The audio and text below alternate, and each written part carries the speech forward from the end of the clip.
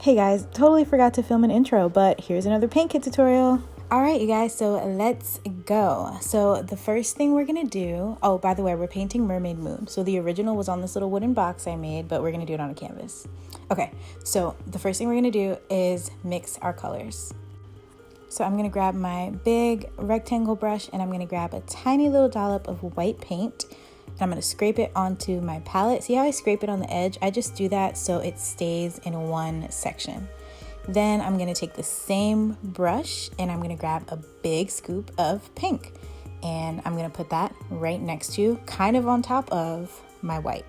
And then I'm just gonna mix those two together. And if you look closely, you'll see that I kind of keep everything in the same section, a nice small section. That's so my paint stays wet for longer.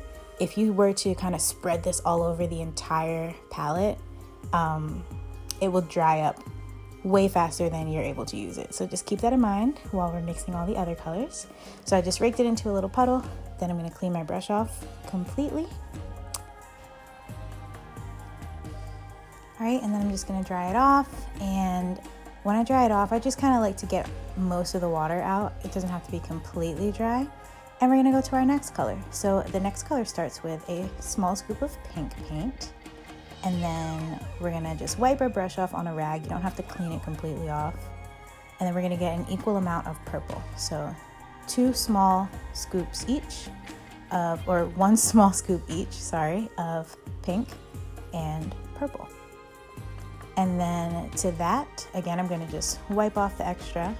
I'm gonna add half that amount of white. So half the amount that I grabbed of the purple, I'm gonna grab of white, and I'm just gonna mix all of those together. Same thing as last time, just trying to make sure I keep it all contained in a little section so it doesn't dry out. And right there, I'm showing you how flat my brush is, and here I'm showing you how much is on each side of my brush, because what I'm gonna do next is take that same color we just mixed, so you don't even have to clean your brush off, and we're gonna put a thick stripe across the top of your canvas. Back and forth, flipping your brush every time you get to either end of the canvas. And you just want to try really hard not to pick your hand up in the middle of that line. So if you need to practice in the air for a second, you can, it kind of helps, but I'm just going to add 1 stripe at the top, and then as soon as I'm done with that one, I'm going to put another one underneath. Also, don't forget to paint the edges of your canvas if you're using a gallery wrapped canvas like this. But if you're using like a canvas board or canvas paper, or you're painting on wood or something, obviously you don't need to do this part. All right, and then I'm gonna smooth out my purple without cleaning my brush off. I'm gonna get some of the pink that we mixed, and I'm gonna put a stripe right underneath the purple. Just 1 stripe. I'm not even worried about blending at this point. I'm just laying the color down there. Now, once you get that stripe there, you can slowly start to push the pink up into the purple. Once you see them start mixing together, you can come back down a little bit, and then you want to stop. Because at this point, we need to clean our brush off and get more pink. We want to get all the purple out because we're going to bring that pink down a little bit lower. So I'm making sure my brush is flat. I'm using the front edge this time to get a thinner line. And I'm just gonna go across my canvas. Once I have that thin line there, I can go back to using the wide side to just fill in down to that line with the pink.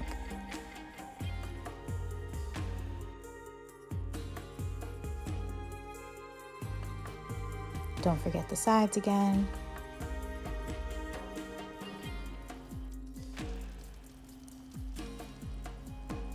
All right, so the first layer of our sky is pretty much done. We're gonna clean off our brush, and while we're waiting for the first layer to dry, we're gonna mix the color for our water. So we're gonna mix a teal. We're gonna get 2 scoops of white paint, 1 scoop of dark green paint, and we're gonna mix those two together to get a nice bright teal color. And then we're gonna use the wide side of the paintbrush, just like we did for that very first stripe, and we're gonna go across our canvas right underneath the pink, right where we left off. And I'm being a little bit more careful with the first line just because I wanna make sure that the, what do you call it? The coastline, I guess? Or no, not the coastline, the horizon line. You wanna make sure the horizon line is straight, and then you can just kind of quickly fill in the rest. Clean your brush off, and we're gonna go back to the sky. So if you have a blow dryer, you can use that to dry everything in about 30 seconds.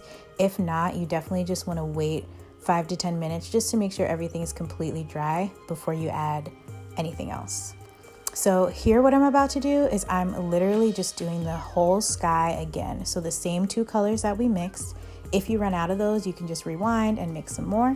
But this time I'm actually going from the pink up into the purple. So same kind of blending process, I'm just reversing it. So I painted my pink, I painted up until my brush pretty much ran out of paint.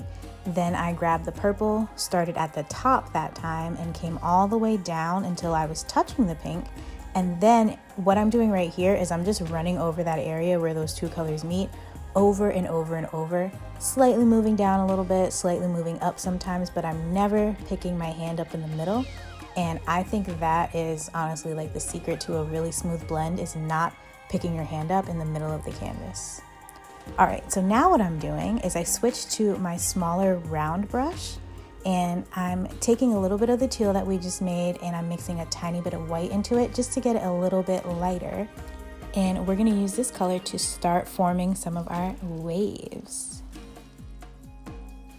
So for the waves, you wanna kind of think like a letter S, right? So a letter S really only has like 2 curves in it, but you wanna stretch it out and lay it on its side.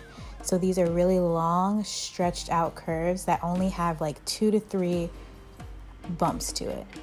So I just kind of started one off, and all of the other ones kind of follow the same path, if you know what I mean. Some of them connect to other ones. Some of the curves that I'm making are separate, but you'll see that they're all kind of following the same flow, the same curl pattern, I guess, the same path. And like I said, you can make some of them connect to each other. You can have some of them kind of standing by themselves. Anytime you stop a line, you'll notice that, or anytime I stop a line, I should say, you'll notice that I kind of lift my brush off the canvas instead of just kind of coming to a hard stop. And that's how you get that nice pointed feathery edge to, sorry, it's thundering. I don't know if you guys can hear that, but that's how you get the nice little thin feathery edge to your line. Now here what I'm doing is I got a little bit of dark green and mixed it into the teal the same way that I did with the white to create a darker version. And all I'm doing is going in between all of those lighter wavy lines that I just made. So in some areas you'll see I just kind of fill in the whole little pocket, and then other areas I'm just putting like another wavy line or 2. And this is going to start giving more depth to the waves, and it's going to give you the illusion that some of the water is a little bit deeper, and then the lighter water is what is being reflected by the sky and the moon that we're going to put later and all that stuff. And again, I'm painting faster than I am talking, but after I did the darker little pockets, I'm kind of just switching back and forth. So now I'm going back and forth between the teal, between the dark green, and I'm just kind of playing around with what I have and bringing out certain areas, covering up certain lines that I maybe didn't like. And then lastly, we're gonna clean off that brush, and we're just gonna go into some plain white. And we're just gonna add, I think maybe I did like 3. Yeah, I just did 3 pure white waves. And I didn't add any new waves. All I did for those white ones is pick waves that I could already see and just kind of make them pop a little bit. So then I dried that off. By the way, if you're using a blow dryer, make sure you move your water and your paint out the way. Just saying, I learned that the hard way. And we're gonna mix our color for our mermaid tail now. So this right here was 1 scoop of purple and 1 scoop of blue. And I'm just gonna mix those together just like we did all the other colors. And you'll see in a second, I'm gonna take my round brush and I'm gonna grab just a tiny dollop of black, not too much because it goes a long way. And I'm just gonna mix that into the indigo color. So this is the color we're gonna use for the mermaid tail. So you're gonna get a nice deep indigo color. And we're going to just start out the mermaid tail for now, just so we know where to put the moon, and then we'll finish it later. So I'm gonna put it about right there where I'm measuring with my fingers. And I'm going to draw a curved line about 3 inches from the left of my canvas, and then another one about 1/2 inch next to that. I closed it off with kind of like a frown shaped curved line, and then I went into some yellow. Now this yellow, guys, I didn't show me mixing it, but it's literally just equal parts white and yellow paint. And I'm going to start out my moon by drawing pretty much a very large letter C in the right hand corner of my sky. And a little tip to get a nice perfect moon on the first try, or almost perfect moon on the first try, is pressing down harder in the middle of the moon and then as lightly as you can toward those 2 edges of the crescent. And what that does is it just kind of automatically shapes out a crescent moon instead of you just drawing a regular letter C. And after you kind of get the initial moon shape there, you can kind of go around the edges, sort of clean it up a little bit like I'm doing here. But that's pretty much all you have to do for the moon. We are going to add another layer to it after it dries. So you can either wait, or if you have a blow dryer like me, you can just blow dry it off really quick.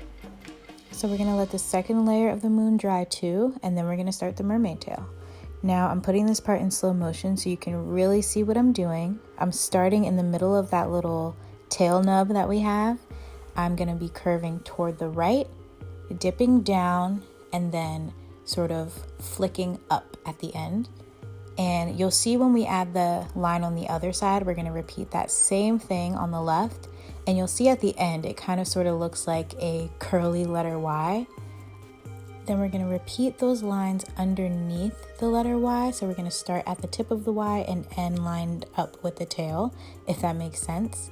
And after that, we're just going to fill the entire shape of the tail in with the same color.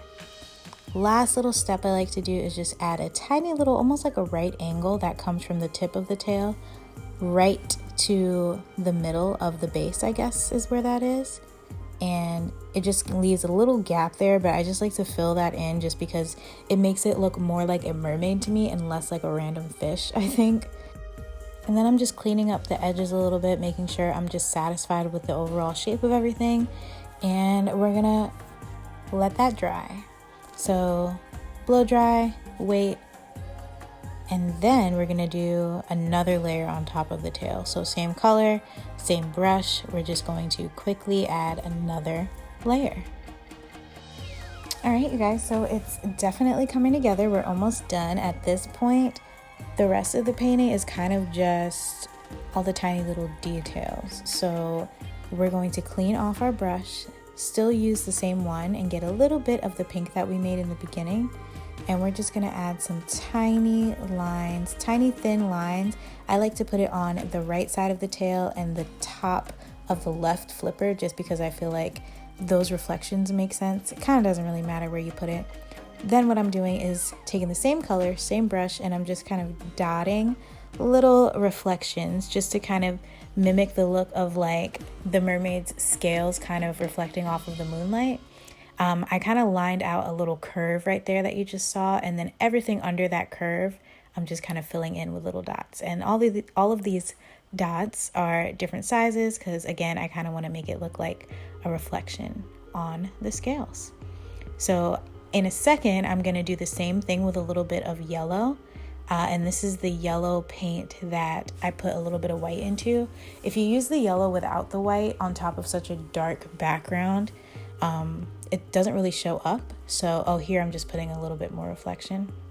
But yeah, so I'm going into this bright yellow that we made. And with the yellow, I'm doing the same thing, but just a little less. And you'll also see that I kind of add these tiny little U shapes as well with the yellow. And I think I did it a little with the pink. I don't know if I said that or not. Again, just to kind of make it look like scales. Then I put a couple of them on the flippers and a little bit of yellow on some of the waves.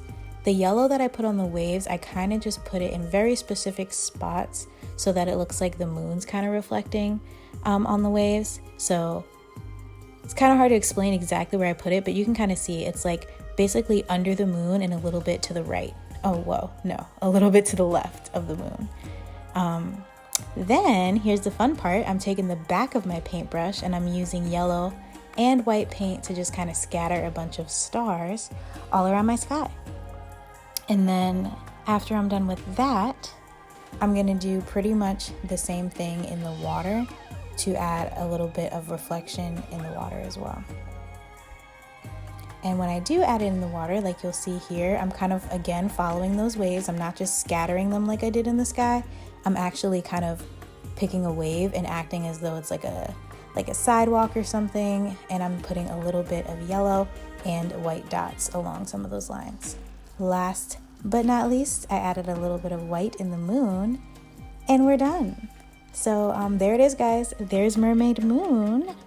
I hope you guys had fun painting it with me, whether you did it with the kit and used the exact same materials or whether you just used your own materials. I hope you guys had fun. Thank you so much for watching and for being here, supporting my work and supporting the channel. And I will see you guys in the next one. Bye.